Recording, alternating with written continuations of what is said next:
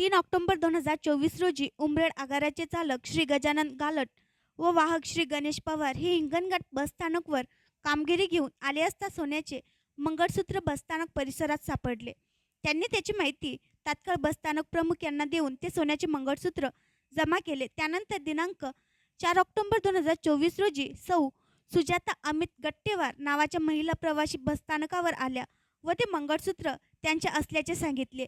त्यानंतर पूर्ण खात्री करून सौ सुजाता अमित गट्टेवार यांना उपनिरीक्षक श्री मनोहर वाणे व वाहतूक नियंत्रक सौ संगीता मस्कर यांच्या समक्ष अंदाजे 40,000 रुपये किमतीचे मंगळसूत्र त्यांना परत करण्यात आले.